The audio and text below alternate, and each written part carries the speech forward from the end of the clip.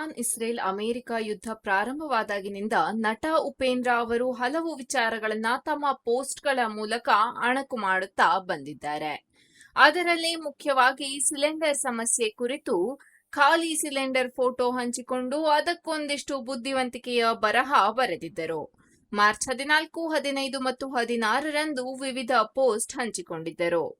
ಕೊನೆಗೆ ನನಗೂ ಲಿಂಕ್ಗೂ ಲಿಂಕ್ ಇಲ್ಲ ಎಂದು ಅಭಿಮಾನಿಗಳ ಮೆದುಳಿಗೆ ಕೈ ಹಾಕಿದ್ದರು. ಸದ್ಯ ಮೂರ್ಖರ ದಿನಕ್ಕೆ ಲಿಂಕ್ ಬಿಡ್ತೀನಿ, ಮೂರ್ಖರಾಗಬೇಡಿ ಎಂದಿದ್ದಾರೆ. ಈ ಗ್ಯಾಸ್ ಸಿಲಿಂಡರ್ ಸಮಸ್ಯೆಗೂ ನನಗೂ ಲಿಂಕ್ ಇಲ್ಲ, ಅದಕ್ಕೆ ಲಿಂಕ್ ಅಲ್ಲೆಲ್ಲೋ ನಡೀತಿರೋ ಯುದ್ಧ. ಆದರೂ ನನಗ್ಯಾಕೆ ಗುರು ಈ ಗ್ಯಾಸ್ ಟ್ರಬಲ್? ಹಾಗೆ ನನ್ನ ಮುಂದೆ ಹಾಕೋ ಲಿಂಕ್ಗೂ ನಿಮಗೂ ಲಿಂಕ್ ಇಲ್ಲ, ಆದ್ರೂ ಲಿಂಕ್ ಹಾಕ್ತೀನಿ. ಯಾವಾಗ? ಕ್ಲಿಕ್ ಮಾಡಬೇಡಿ, ಕೇಳಲೂ ಬೇಡಿ, ನನಗ್ಯಾಕೆ ಈ ಟ್ರಬಲ್ ಎಂದು ಸಿಲಿಂಡರ್ ಫೋಟೋ ಹಂಚಿಕೊಂಡಿದ್ದರು. ಸದ್ಯ ಯಾವಾಗ ಎಂಬ ಪ್ರಶ್ನೆಗೆ ಉತ್ತರ ಏನೂ ಸಿಕ್ಕಿದೆ, ಆದರೆ ಇಲ್ಲಿಯೂ ಮಾರ್ಮಿಕತೆ ಅಡಗಿದೆ. ಏಪ್ರಿಲ್ 1ರಂದು ಈ ಬಾರಿ ನಿಜವಾಗಿಯೂ ನಿಮ್ಮೊಂದಿಗೆ ಸರಿಯಾದ ಲಿಂಕ್ ಶೇರ್ ಮಾಡುತ್ತಿದ್ದೇನೆ. ಇದು ಮೂರ್ಖರ ದಿನ ಎಂದು ಕನ್ಫ್ಯೂಸ್ ಆಗಬೇಡಿ ಎಂದು ಪೋಸ್ಟ್ನಲ್ಲಿ ಇಂಗ್ಲಿಷ್ ಮತ್ತು ಕನ್ನಡ ಬರವಣಿಗೆಯಲ್ಲಿ ಬರೆದಿದ್ದಾರೆ.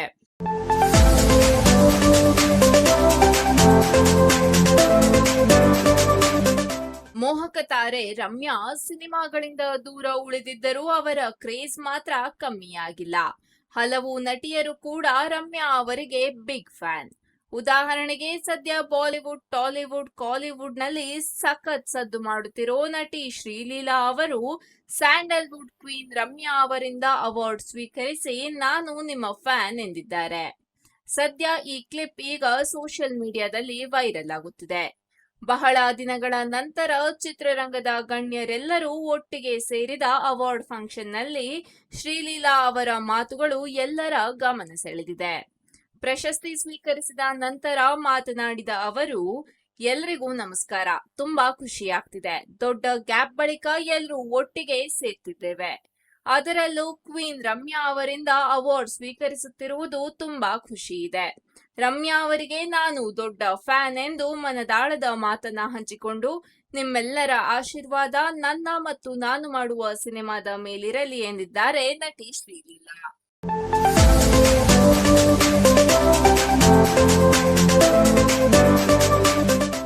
ಲವ್ ಮಾಕ್ಟೇಲ್ 3 ಸಿನಿಮಾದ ಸಕ್ಸಸ್ ಮೀಟ್ನಲ್ಲಿ ಡಾರ್ಲಿಂಗ್ ಕೃಷ್ಣ ದಂಪತಿ ಸರಣಿ ಗೆಲುವಿಗೆ ಕಾರಣರಾದ ಚಿತ್ರತಂಡಕ್ಕೆ, ಪ್ರಚಾರ ಚಟುವಟಿಕೆಯಲ್ಲಿ ಭಾಗಿಯಾದವರಿಗೆ ಮತ್ತು ಸಮಸ್ತ ಪ್ರೇಕ್ಷಕರಿಗೆ ಧನ್ಯವಾದ ಸಲ್ಲಿಸಿದ್ದು ವಿಶೇಷವಾಗಿತ್ತು. ಈ ಸಂದರ್ಭದಲ್ಲಿ ಲವ್ ಮಾಕ್ಟೇಲ್ 3 ವಿತರಣೆಯ ಜವಾಬ್ದಾರಿಯನ್ನ ನಿರ್ವಹಿಸಿರುವ KVN ಪ್ರೊಡಕ್ಷನ್ ಸಂಸ್ಥೆಯ ಸುಪ್ರೀತ್ ಮಾತನಾಡಿ, ಇದು ಈ ವರ್ಷದ ಮೊದಲ ಹಿಟ್ ಚಿತ್ರ. ಡಾರ್ಲಿಂಗ್ ಕೃಷ್ಣ ಬಿಡುಗಡೆಗೂ ಒಂದಷ್ಟು ದಿನಗಳ ಮುಂದೆ ಸಿನಿಮಾ ತೋರಿಸಿದ್ದರು. ಅದಾದ ಬಳಿಕ ಟಾಕ್ಸಿಕ್ನಿಂದ ತೆರವಾದ ಜಾಗಕ್ಕೆ ಲವ್ ಮಾಕ್ಟೇಲ್ 3 ಆಗಮಿಸಿತ್ತು. ಪ್ರೇಕ್ಷಕರೆಲ್ಲ ಅತ್ಯುತ್ತಮ ಪ್ರತಿಕ್ರಿಯೆ ನೀಡುವ ಮೂಲಕ ಲವ್ ಮಾಕ್ಟೇಲ್ 3 ಸಿನಿಮಾ ಗೆದ್ದಿದೆ. USA, ಆಸ್ಟ್ರೇಲಿಯಾ, ಜರ್ಮನಿ ಮುಂತಾದೆಡೆಗಳಲ್ಲಿಯೂ ಭರ್ಜರಿಯಾಗಿಯೇ ಬುಕಿಂಗ್ ಓಪನ್ ಆಗಿದೆ ಎಂಬ ಶುಭ ಸುದ್ದಿಯನ್ನ ಹಂಚಿಕೊಂಡರು. ಲವ್ ಮಾಕ್ಟೇಲ್ 3ನ ಸಕ್ಸಸ್ ಮೀಟ್ನ ಕೇಂದ್ರ ಬಿಂದುಗಳಾದ ಡಾರ್ಲಿಂಗ್ ಕೃಷ್ಣ ಮತ್ತು ಮಿಲನಾ ನಾಗರಾಜ್ ತಮ್ಮ ಪ್ರಯತ್ನಕ್ಕೆ ಅಮೋಘ ಯಶಸ್ಸು ತಂದುಕೊಟ್ಟವರಿಗೆಲ್ಲ ಜಂಟಿಯಾಗಿ ಧನ್ಯವಾದ ಸಮರ್ಪಣೆ ಮಾಡಿದರು. ಈ ಸಂದರ್ಭದಲ್ಲಿ ಮಾತನಾಡಿದ ಮಿಲನಾ ನಾಗರಾಜ್, ಈ ಚಿತ್ರಕ್ಕೆ ಪ್ರಚಾರ ಕಾರ್ಯದಲ್ಲಿ ಭಾಗಿಯಾದ ಎಲ್ಲರಿಗೂ ಧನ್ಯವಾದ ಹೇಳುತ್ತಲೇ ಕುಟುಂಬದಂತೆ ಬೆರೆತು ಹೋದ ಚಿತ್ರತಂಡಕ್ಕೂ ಕೂಡ ಮೆಚ್ಚುಗೆ ಸೂಚಿಸಿದರು.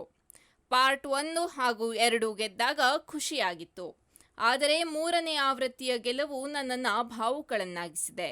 ಇದಕ್ಕೆ ಪ್ರೇಕ್ಷಕರ ಕಡೆಯಿಂದ ಬರುತ್ತಿರುವ ಪ್ರತಿಕ್ರಿಯೆಗಳಿಂದ ಮನದುಂಬಿ ಬಂದಿದೆ ಎಂದರು.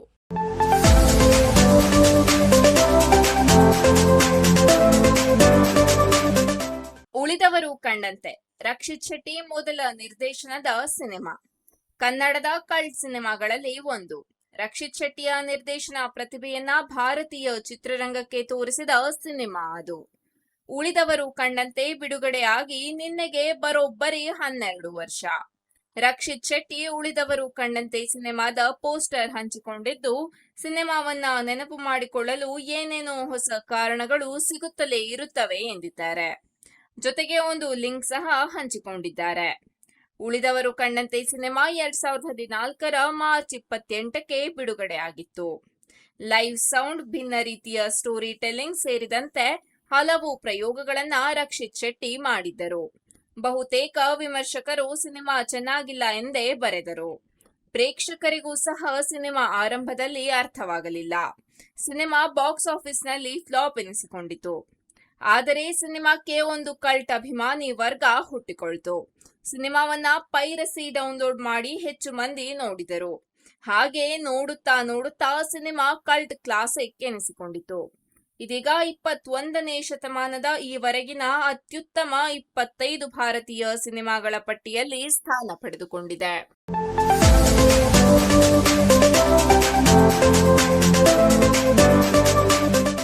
ಬೆಂಗಳೂರನ್ನ ಗಾರ್ಡನ್ ಸಿಟಿ, ಸಿಲಿಕಾನ್ ಸಿಟಿ ಅಂತೆಲ್ಲ ಕರೀತಾರೆ. ಇಲ್ಲಿನ ಉದ್ಯಾನಗಳು ಬಹಳ ಜನಪ್ರಿಯ. ಆದರೆ ಅದರಷ್ಟೇ ಜನಪ್ರಿಯ ಬೆಂಗಳೂರಿನ ದೋಸೆಗಳು.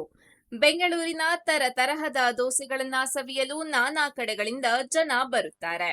ವಿದೇಶಗಳಿಂದಲೂ ಸಹ ಫುಡ್ ಬ್ಲಾಗರ್ಗಳು ಬೆಂಗಳೂರಿಗೆ ಬರುವುದು ಇಲ್ಲಿನ ದೋಸೆಗಳನ್ನ ಎಕ್ಸ್ಪ್ಲೋರ್ ಮಾಡಲೆಂದೇ. ಶತಮಾನಕ್ಕೂ ಹಳೆಯ ಕೆಲ ದೋಸೆ ಹೋಟೆಲ್ಗಳು ಬೆಂಗಳೂರಿನಲ್ಲಿವೆ. ಅರ್ಧ ಶತಮಾನ ದಾಟಿದ ಹಲವು ಹೋಟೆಲ್ಗಳಿವೆ. ಇದೀಗ ಟಾಲಿವುಡ್ನ ಸ್ಟಾರ್ ನಟರೊಬ್ಬರು ದೋಸೆ ಹುಡುಕಿಕೊಂಡು ಬೆಂಗಳೂರಿಗೆ ಬಂದಿದ್ದಾರೆ. ವಿಕ್ಟರಿ ವೆಂಕಟೇಶ್ ಎಂದೇ ಖ್ಯಾತರಾಗಿರುವ ಟಾಲಿವುಡ್ನ ಸ್ಟಾರ್ ನಟ ದಗ್ಗುಬಾಟಿ ವೆಂಕಟೇಶ್ ಅವರು ಇತ್ತೀಚೆಗಷ್ಟೇ ಬೆಂಗಳೂರಿಗೆ ಬಂದಿದ್ದರು. ಅದು ಬೆಂಗಳೂರಿನ ಬೆಸ್ಟ್ ದೋಸೆ ಸವಿಯಲು. ವೆಂಕಟೇಶ್ ಅವರು ಭೇಟಿ ನೀಡಿದ್ದು ಬೆಂಗಳೂರಿನ ಹೆಮ್ಮೆಯ ವಿದ್ಯಾರ್ಥಿ ಭವನ್ ಹೋಟೆಲ್ಗೆ. ಗಾಂಧಿ ಬಜಾರಿನ ಈ 100 ವರ್ಷಕ್ಕೂ ಹಳೆಯ ಹೋಟೆಲ್ಗೆ ಭೇಟಿ ನೀಡಿದ ವೆಂಕಟೇಶ್ ಅವರು ಹೋಟೆಲ್ನ ಹಲವು ಖಾದ್ಯಗಳನ್ನ ಸವಿದಿದ್ದಾರೆ.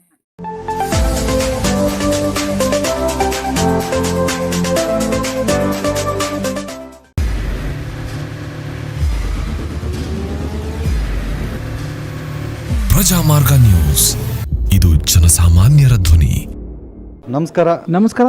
ನೀವು ನೋಡ್ತಾ ಇದ್ದೀರಾ ಪ್ರಜಾಮಾರ್ಗ ನ್ಯೂಸ್. ರಾಷ್ಟ್ರದ, ರಾಜ್ಯದ, ರಾಜಕೀಯದ ಬಗ್ಗೆ ಹೆಚ್ಚಿನ ಸಿನಿಮಾ ಅಪ್ಡೇಟ್ಗಳಿಗಾಗಿ ಫಸ್ಟ್ ಲೈಕ್ ಮಾಡಿ, ಸಬ್ಸ್ಕ್ರೈಬ್ ಆಗಿ, ಹಾಗೆ ಫಾಲೋ ಕೂಡ ಮಾಡಬೇಕು.